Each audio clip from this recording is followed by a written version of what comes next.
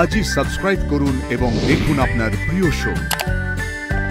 নীলাঞ্জনা মুখার্জি আর ক্রান্তি ভাইয়ের দলের কতগুলো লিড আমাদের হাতে এসেছে। ধরা পড়লে আপনাকে নিশ্চয়ই জানাবো। আপনি সেদিন বললেন না কেন বলুন তো যে আপনার উপর হামলাকারী কে ছিলেন? আমি সেদিনও যা বলেছি আজও তাই বলছি। আমার উপর হামলা করা হয়েছিল কথাটা ভুল। একটা দুর্ঘটনায় গুলিটা আমার দিকে ছুটে এসেছিল। আমার জায়গায় যে থাকতো তারও এটাই হতো। তার মানে আপনি বলতে চাইছেন আপনার মায়ের পেটের দিদি, যার সঙ্গে আপনি অন্তত জীবনের 25টা বছর কাটিয়েছেন, সে আপনার সামনে এসে দাঁড়ালো মাত্র কয়েকটা হাতের তফাতে, আপনার দিকে বন্দুক তাক করলো, এতেই তো কয়েক সেকেন্ড কেটে গেছে। তাও তাকে আপনি দেখে চিনতে পারলেন না। অথচ তার হাব ভাব আচরণ আপনি এতটাই খেয়াল করলেন যে আপনি জানেন সে ইচ্ছে করে গুলিটা করতে পারে না। ওদের মুখে গামছা ছিল, শুধু দুটো চোখ দেখা যাচ্ছিল, ওদের মুখ দেখা যায়নি। আপনি আপনার দিদির চোখ দুটো দেখলেন, গলা শুনলেন, তাও চিনতে পারলেন না।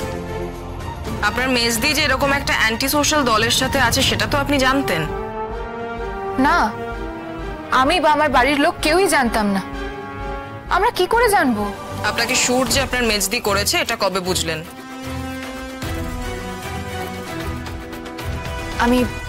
আমি নিজে বুঝিনি। সার্থকের মানে আমার হাজবেন্ডের কথায় আমার স্ট্রাইক করে, সেটা কি মেজদি ভাই হতে পারে?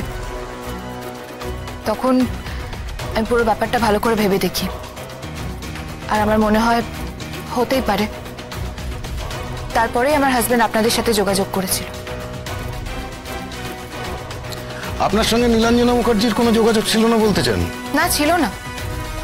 এখন আমার মেজদি ভাই যদি এরকম একটা দলের সঙ্গে যুক্ত থাকে, তাহলে কি যোগাযোগ থাকাটা সম্ভব? ম্যাডাম, আমি যা শুনেছি তাতে মনে হয়েছে নীলাঞ্জনা মুখার্জি একজন কালারফুল ক্যারেক্টার। নিজের বোনকে কিডন্যাপ, অ্যাটেম্পট টু মার্ডার, তাছাড়া মেয়ে পাচার, তারপরে মিথ্যে molestation against brother in law. উনি মানুষ পুলিশের খাতায় নানা রকম ভাবে, নানা সময় পুলিশের খাতায় নাম উঠেছে। তারপর হয়তো নিজের বাড়ির লোকেরাই এই কেস টেস তুলে নেয়। তবে এইবারে আর সৌভাগ্য হয়নি। ডক্টর সেনগুপ্ত, খুব ভেবে বলুন,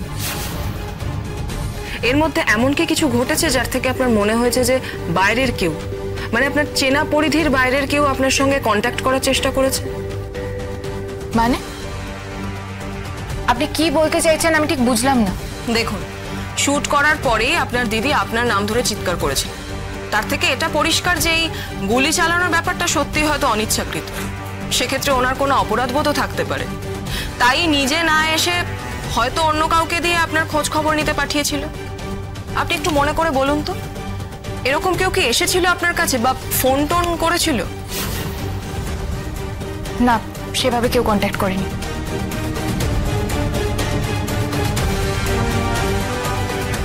বুঝলাম। ওকে ডক্টর, দরকার পড়লে আপনাকে আবার ডাকবো।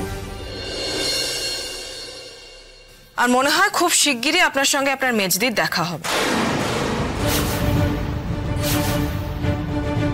নীলাঞ্জনা মুখার্জি আর ক্রান্তি ভাইয়ের দলের কতগুলো লিড আমাদের হাতে এসেছে। 2-3 দিনের মধ্যে ফাইনাল মুভমেন্ট হবে। ধরা পড়লে আপনাকে নিশ্চয়ই জানাবো।